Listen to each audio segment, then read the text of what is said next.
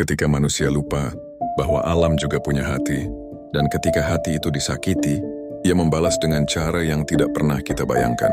Malam itu, hujan turun tanpa henti, derasnya seperti menumpahkan seluruh kesedihan langit. Tidak perlahan, tidak lembut, melainkan seperti jeritan alam yang selama ini kita abaikan. Sungai yang biasanya tenang, yang airnya mengalir lembut membawa kehidupan, tiba-tiba berubah menjadi arus ganas yang tak lagi mengenal belas kasihan. Airnya meluap, naik, dan semakin naik, seolah ingin menegur siapa saja yang merasa dunia ini bisa diperlakukan semaunya. Dalam sekejap, satu persatu rumah mulai roboh. Rumah yang dibangun bertahun-tahun, rumah tempat tawa dan cerita tumbuh, rumah tempat keluarga saling bersandar, semuanya hilang dalam hitungan menit. Hanyut, Lenyap, seperti tidak pernah ada, dan di balik kehancuran itu, ada sesuatu yang lebih pahit dari sekadar banjir. Ada hutan yang telah lama kita rusak, pohon-pohon yang dulu berdiri gagah, yang menjaga tanah tetap kuat, yang menahan air agar tidak turun sekaligus, telah ditebang, dipotong, dirampas, demi kepentingan yang tidak pernah memikirkan masa depan. Tanpa akar, tanah menjadi rapuh. Tanpa hutan, bumi kehilangan penopangnya.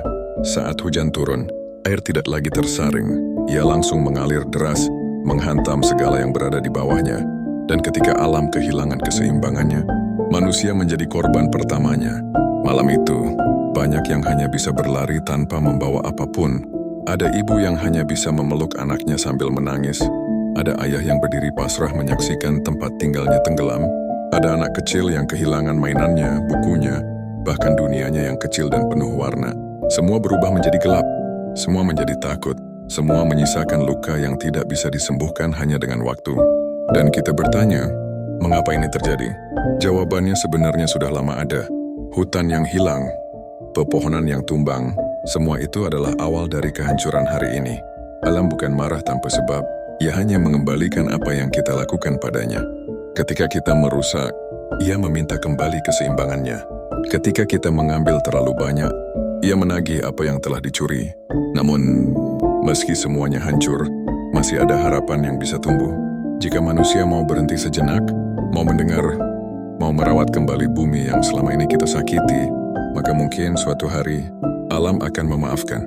Tapi jika kita terus membiarkan hutan ditebang, tanah dilukai, sungai dicemari, maka suara tangis malam ini akan kembali terulang.